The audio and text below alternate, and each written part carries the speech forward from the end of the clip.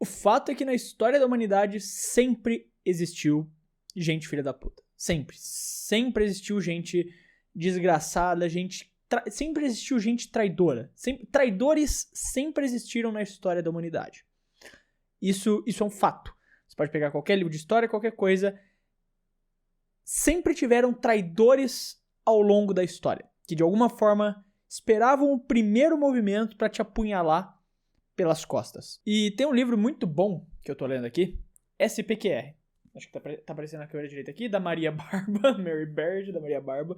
Muito bom, que fala um pouco sobre alguns mitos e construções políticas dentro de Roma, baseado... Principalmente, uma das coisas que ela se baseia muito na questão da análise é no confronto que teve entre Catilina e Cícero pelo poder de Roma. Daí nisso ela cai dentro de vários mitos sobre a fundação de Roma, tipo, quando Roma nasceu de fato, as histórias do porquê Roma nasceu, tem muita coisa e ela vai evoluindo muito, mas o ponto de partida desse livro é uma disputa política que teve em Roma entre Cícero e Catilina. E, basicamente, o Catilina, ele já era um cara que era da nobreza lá de Roma, ele queria ser... Me fugiu a palavra que usa... Não era imperador, não era rei, mas é o manda-chuva ali, me fugiu a palavra. Ele queria ser o manda-chuva de Roma. Queria mandar na desgraça toda, você tinha que convencer ali o Senado a votar em você. Ele era um cara de descendência nobre, os nobres lá, eles tinham muito essa coisa de falar, eu sou descendente direto de Rômulo, eu sou descendente direto do neto de Rômulo, eu sou descendente da tia de Remo, os fundadores de Roma, né? Então eles inventavam essas histórias, ele falava que a família dele era descendente direto de alguém da família também e tal. Enquanto Cícero, ele... era alguém que não vinha de uma linhagem nobre. Ele meio que construiu a nobreza dele. Ele, obviamente, não era alguém que nasceu pobre, porque você não ascendia em Roma dessa forma. Mas ele não nasceu, sabe, nesse status para ser senador. Ele construiu esse status em cima dele. Ele não era nem da cidade de Roma, de fato. Então era extremamente difícil alguém que não era Roma, de Roma, de fato, ter esse poder político em Roma. E ele conseguiu construir isso. Só que ainda assim, tinha-se muito essa questão... do pessoal não queria alguém de fora de Roma comandando Roma. Então, o Senado em questão não gostava muito do Cícero. Eles não gostavam do Cícero. Porém, eles não gostavam mais ainda do Catilina. E eram as duas maiores forças que estavam rolando para vencer essa disputa política. Era o Cícero e Catilina. Catilina já tinha tentado se candidatar uma vez, só que exatamente por ter uma grande rejeição do Senado não conseguiu. Na segunda eleição ele tinha ganhado muito mais força. E o Senado começou a se preocupar. Então eles falaram, ok, ou a gente tem esse cara maluco, porque esse Catilina ele queria, tipo, retroceder muitas das coisas que Roma tinha conquistado, mudar muitas das regras para coisas do passado que Roma tinha conquistado, muitas regras que tinham mudado, o Catilina queria voltar para trás, e o Cícero, apesar deles não concordarem, pelo menos tinha essa visão de manter essas coisas. Então, eles apoiaram um cara que eles não gostavam para continuar ali na briga e eventualmente vencer o Catilina, então... tenta fazer uma revolução em cima do Cícero, só que o Cícero descobre isso da hora e manda matar uma parte desses revolucionários, e acontece tendo essa mini guerra civil, que o Catilina acaba morrendo durante essa guerra, Cícero sai vitorioso.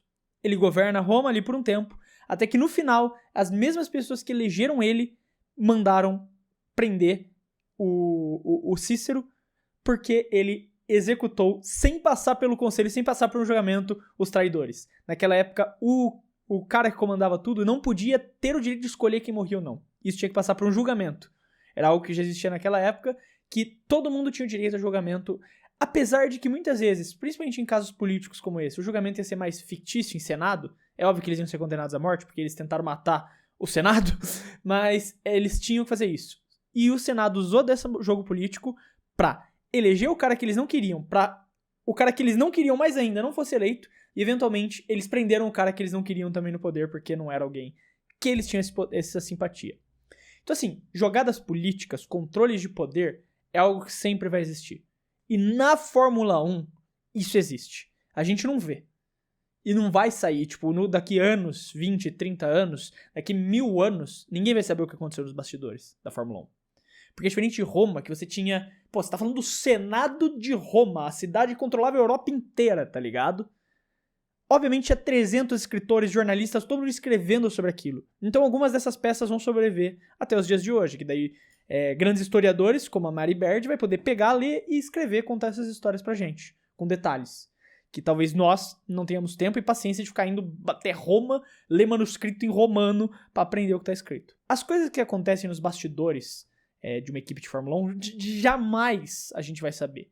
Mesmo que alguém chegue e fale publicamente, não tem como confiar que isso é 100% verdade. Porque você não tem como confiar em alguém que está envolvido na história. Todo mundo que está envolvido numa história vai contar a sua versão da história. Esse é o ponto. Ninguém que está envolvido numa história vai contar 100% da verdade, porque a verdade é exatamente a junção de todos os fatos. Inclusive, uma coisa que a Mary ela fala aqui no livro bastante. Você não consegue pegar todos os fatos, você não consegue contar uma história sem ter todos os lados. Porque um lado vai ser tendencioso. Um lado não é a história de fato. Isso nunca vai acontecer. A gente nunca vai saber de fato o que está acontecendo nos bastidores da Red Bull. E por que eu estou fazendo toda essa construção? O Horner, obviamente, você já deve ter imaginado. Imaginado não, você já sabe, as notícias estão estourando.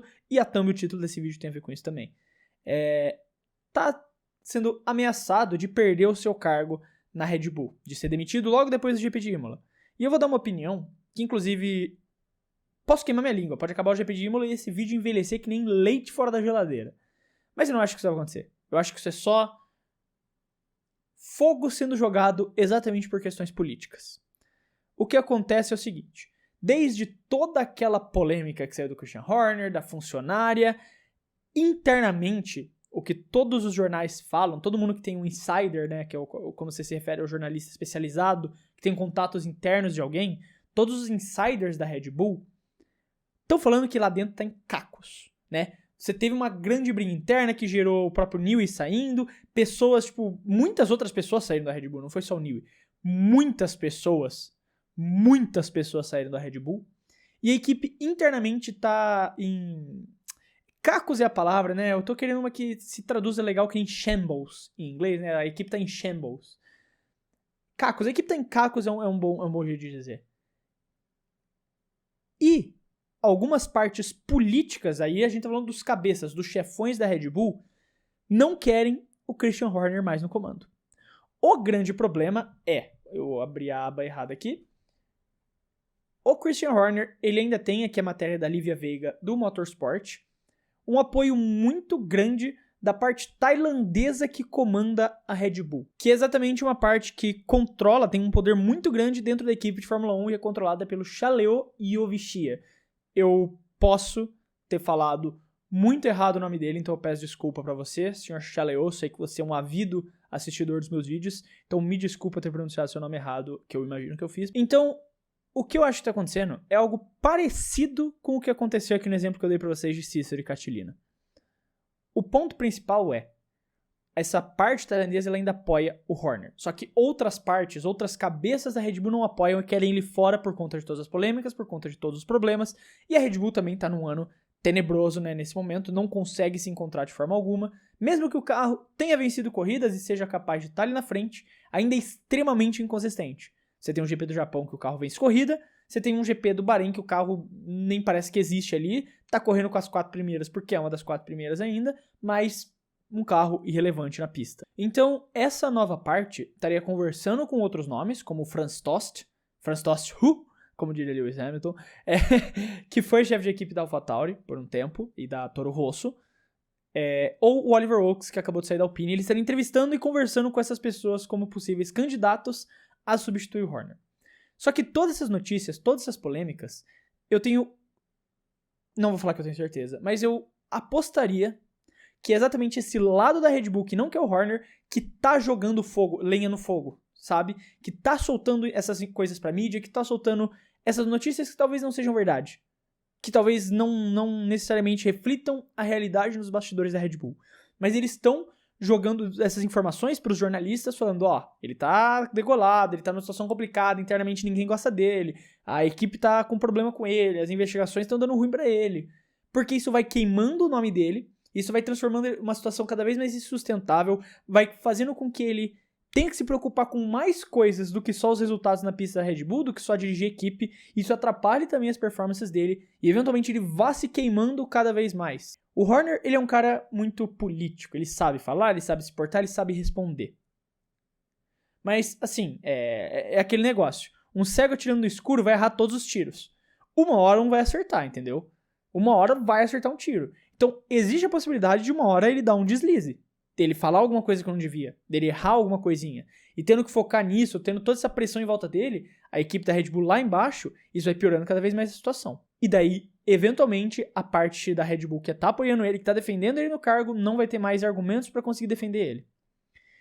E eu não duvido que seja exatamente isso que esteja acontecendo com a Red Bull nesse momento.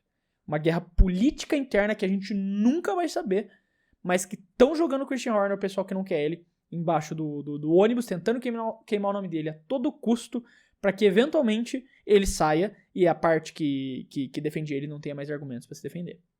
Mas é o bagulho. Eu posso estar completamente errado, tá? Não levem o que eu tô falando como verdade. Essa é uma teoria minha, baseada nas notícias que você lê. Que eu leio, no caso. Ou que você lê também, né? Você não é proibido de ir atrás dessas informações e tirar suas próprias opiniões. Aqui eu só fico 10 minutos falando a minha. Mas é um negócio, assim, a gente nunca vai ter informação suficiente sobre o que acontece nos bastidores de uma equipe de Fórmula 1. Já deve ter acontecido tanta merda, tanto caos, tanta bomba que a gente nunca vai ficar sabendo. E é muito louco pensar isso. A gente vive na era da informação e a gente vai ter mais informação sobre essas coisas do que na época lá, antes de Cristo. Porque esse livro conta uma história que aconteceu antes de Cristo. E a gente tem mais informação, a gente tem 550 páginas de informação sobre isso e a gente nunca vai saber o que acontece nos bastidores de uma equipe de F1.